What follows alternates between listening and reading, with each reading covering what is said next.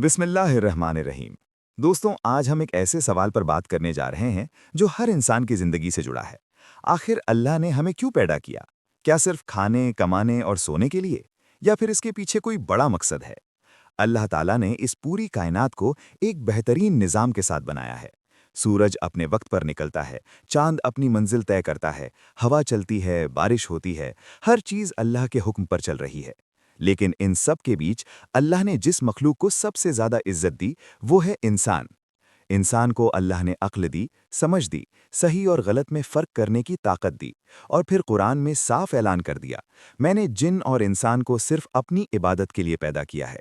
यानी दोस्तों, हमारी पैदाइश का सबसे बड़ा मकसद है अल्लाह की इबादत और उसकी बंदगी। जब अल्लाह ने इंसान की शुरुआत की तो मिट्टी से हज़रत आदम अलैहिस्सलाम को पैदा किया। उनमें अपनी रूह फूकी और उन्हें इल्म अता फरमाया। फिर फरिश्तों को हुक्म दिया कि आदम को सजदा करे। सब ने सजदा किया, मगर इब्लीस ने तकब्बुर किया और नाफरमानी की। यहीं से इंसान की जिंदगी का इम्तिहान शुरू हो गया, इताअत या नाफरमानी। अल्लाह ने इंसान को ज़मीन पर अपना खलीफा बनाया, यानी इंसान की जिम्मेदारी है कि वो ज़मीन को आबाद करे, अदल और इंसाफ कायम करे, भलाई फैलाए और जुल्म से रोके। ये दुनिया हमेशा रहने की जगह नहीं, बल्कि एक इम्तिहान गाह है। दोस्तों, अक्सर हम समझते हैं कि इबादत सिर्फ नमाज, रोज़ा, हज और ज़कात का नाम है, लेकिन असल में इबादत इससे कहीं ज़्यादा है। सच बोलना, वालिदैन की खिदमत करना, हलाल रोज़ी कमाना, किसी का दिल न दुखाना और हर काम अल्लाह की रज़ा के लिए करना, ये सब भी इबादत है। यानी हमारी पूरी ज़िंदगी अगर अल्लाह के हुक्म के मुताबिक हो तो वही असल इबादत है। अल्लाह ताला फरमाता है, जिसने मौत और ज़िंदगी को पैदा किया ताकि तुम्हें आजमाए। हर दिन, हर पल हमें मौका मिलता है नेकी चुनने का या गुनाह का, सब्र करने का या शिकायत का, और यही फैसले हमारी आखिरत तय करेंगे। अल्लाह ने इंसानों की रहनुमाई के लिए हज़रत नूह, इब्राहीम, मूसा, ईसा अलैहिस्सलाम और आखिर में हज़रत मोहम्मद सल्लल्लाहु अलैहि वसल्लम को भेजा।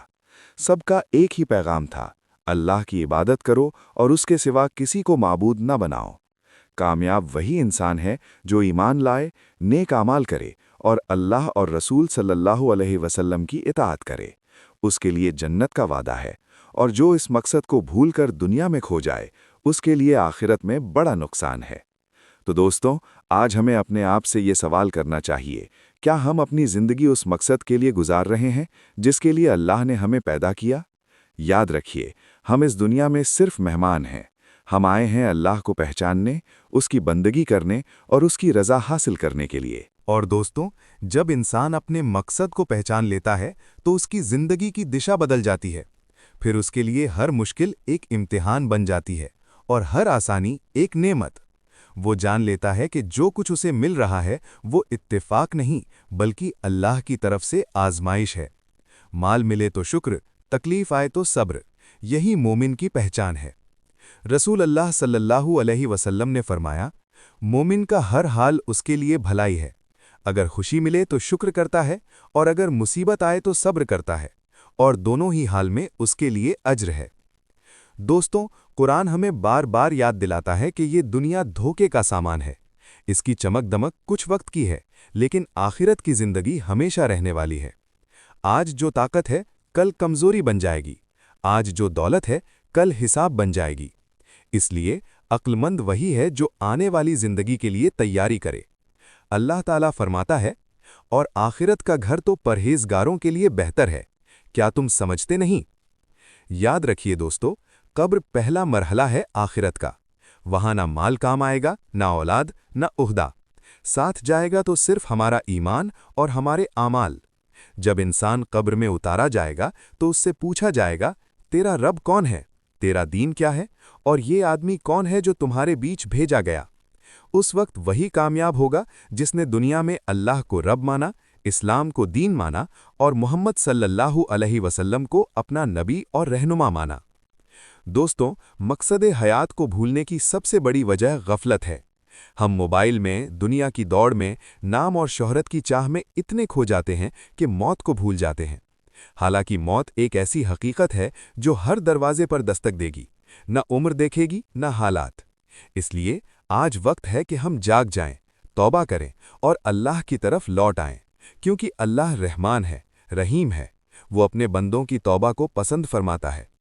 आइए दोस्तों, हम ये अहद करें कि हम अपनी नमाजों की हिफाजत करेंगे, कुरान से रिश्ता जोड़ेंगे, झूठ, धोखा, गीबत और हर बुराई से बचेंगे, अपने वालिदैन के साथ अच्छा सलूक करेंगे, पड़ोसियों का हक अदा करेंगे और जहां तक हो सके लोगों के लिए आसानी पैदा करेंगे, क्योंकि सबसे बेहतर इंसान वही है जो लोगों के लिए सबसे ज्यादा फायदेमंद हो। अगर हम गिर जाएं, गुनाह हो जाए तो मायूस न हो, अल्लाह का दरवाज़ा हर वक्त खुला है। सच्चे दिल से तौबा करें और फिर से उसी मकसद पर चल पड़ें जिसके लिए हमें पैदा किया गया है। यही जिंदगी की असली कामयाबी है और यही आखिरत की निजात का रास्ता। तो दोस्तों, आज की इस बात को यहीं ख़त्म करते हुए दुआ है, ऐ अल्लाह, हमारे दिलों को अपनी मोहब्बत से भर दे, हमें अपने जिक्र में जिंदा रख, हमें ऐसी ज़िंदगी अता फरमा जो तेरी रज़ा के मुताबिक हो, और ऐसी मौत नसीब फरमा जो ईमान पर आए। हमें कब्र और आखिरत की हर मुश्किल से महफूज फरमा और हमें जन्नतुल फिरदौस में अपने नबी मोहम्मद सल्लल्लाहु अलैहि वसल्लम का पड़ोस अता फरमा। आमीन या रब्बुल आलमीन।